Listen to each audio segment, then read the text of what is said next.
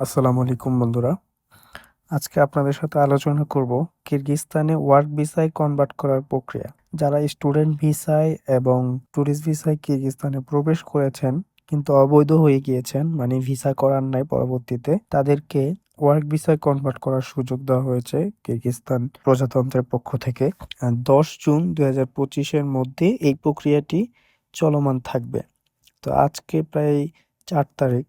তো আর মাত্র হাতে রয়েছে 6 দিন। তো এই 6 দিনের মধ্যে আপনাদেরকে অবশ্যই যে কার্যকলাপগুলো আছে এগুলো শেষ করে ফাইল জমা করতে হবে ভিসার জন্য।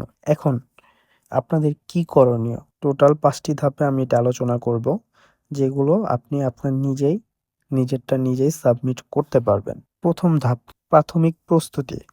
প্রয়োজনীয় কাগজপত্র: পাসপোর্ট মূল কপি, বর্তমান ভিসা, আপনি যে ভিসায় প্রবেশ করেছেন সেই ভিসার কপি, ম্যাথ থাকুক আর না থাকুক। ছবি লাগবে 3x4 semi size 2 copy, 2 copy ছবি লাগবে। বর্তমান রেজিস্ট্রেশন, আপনি যেখানে থাকেন হোম রেজিস্ট্রেশন সেটি।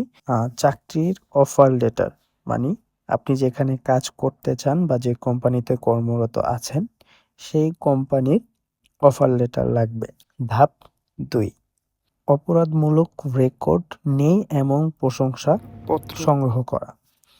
কোথায় যাবেন? এখন বলতে পারেন, ভাই আমরা এটা কোথা থেকে পেতে পারি? কিরগিজ প্রজাতন্ত্রের অভ্যন্তরীণ বিষয়ক মন্ত্রণালয় বা এমবিডি অফিস। এটা হচ্ছে আপনার পার্শ্ববর্তী, দেখবেন কি আপনার লোকেশন অনুযায়ী আপনি এমবিডি সার্চ করেন গুগল লোকেশনে পেয়ে যাবেন। এমবিডি অফিস দেখবেন থানা দেখাবে, আপনার পার্শ্ববর্তী যে কোনো একটা থানাতে যাবেন, যা জিজ্ঞেস করলে হয়ে যাবে। কি কি প্রয়োজন হবে, মানে কি কি নিয়ে যাবেন সেখানে: পাসপোর্ট ফটোকপি, মানে আপনার যে মূল পাসপোর্ট আছে সেটার একটা ফটোকপি, 1 কপি ছবি, একটা ফর্ম আছে, ফর্মটা আমি নাম্বার দিয়ে দিব, হোয়াটসঅ্যাপ নাম্বার নক করলে আমি ওই ফর্মটা দিয়ে দিব, ওই ফর্মটা ফিল আপ করতে হবে। আপনি যদি এখান থেকে ফর্মটা না পান, আপনি ওই থানাতে গেলে বা নির্দিষ্ট ওই যে এমবিডি অফিসে গেলেই এটি পেয়ে যাবেন। ফর্ম পূরণ করে ওইখানে জমা দিবেন। দেওয়ার পর 2 থেকে 3 কার্য দিবস, একদিন লাগে সর্বোচ্চ, কোনো অর্থের প্রয়োজন নাই সেখানে। 2 থেকে 3 কার্য দিবসের মধ্যে আপনাকে তারা প্রদান করবে। তাহলে আমাদের প্রথম এবং দ্বিতীয় ধাপ কমপ্লিট। এখন আমরা তৃতীয় ধাপে যাব। তৃতীয় ধাপ হচ্ছে পররাষ্ট্র মন্ত্রণালয়ের কনসুলেট বিভাগে যাওয়া। এখন আপনার কাজ, সেখানে আপনি কি করবেন? প্রশংসাপত্র অন্যান্য ডকুমেন্টস নিয়ে ওয়ার্ক ভিসার জন্য আবেদন করতে হবে।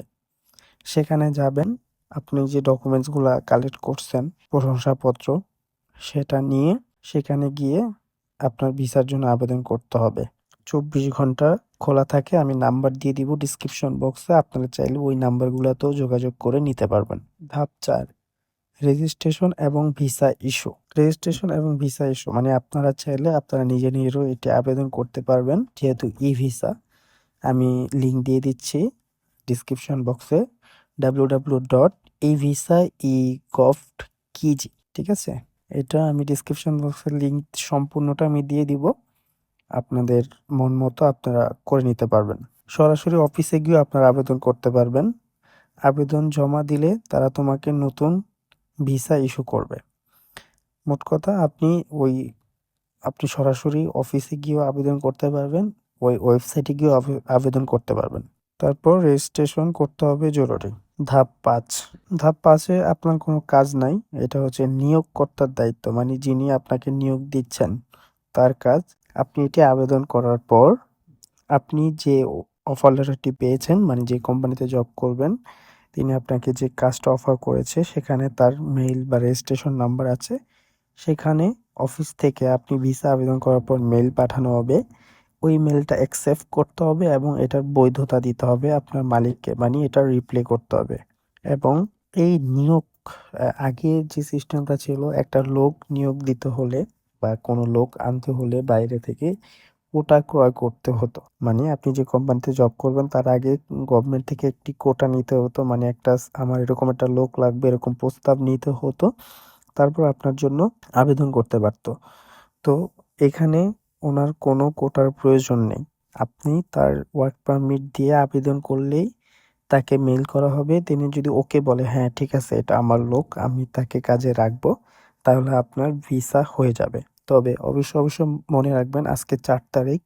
আপনাকে এই কার্যক্রমটি শেষ করতে হবে 10 তারিখের মধ্যে। 10 তারিখের মধ্যে আবেদন হলেই হবে। তারপরে পুলিশ বা যেকোনো ঝামেলা বলে ওই আবেদন ফর্ম দেখালে বা আবেদন সিরিয়াল নাম্বার দেখালে হয়ে যাবে। কিন্তু এর মধ্যে যদি আপনি আবেদন করতে না পারেন, তাহলে আপনাকে নানামুখী সমস্যার সম্মুখীন হতে পারে। এমনকি পুলিশ ধরে নিয়ে আপনাকে দেশে পাঠানোর জন্য প্রেশার ক্রিয়েট করতে পারে। সো অবশ্যই যারা স্টুডেন্ট ভিসায়, ট্যুরিস্ট ভিসায় কিরগিজস্তানে প্রবেশ করেছেন, অবৈধ হিসেবে আছেন, তাদের এই সুযোগটা অবশ্যই কাজে লাগাতে হবে। তা না হলে আমি মনে করি আপনাকে আফসোস করতে হবে। আরো কোনো কিছু যদি জানার থাকে আপনাদের, আমার হোয়াটসঅ্যাপ নাম্বার দিয়ে দিব, আমার ফেসবুক পেজ লিংক দিয়ে দিব। আপনারা অবশ্যই আমাকে নক করবেন। আমি যতটুকু সম্ভব আপনাদেরকে সহযোগিতা করার চেষ্টা করব। ততক্ষণ পর্যন্ত সবাই ভালো থাকবেন। আসসালামু আলাইকুম।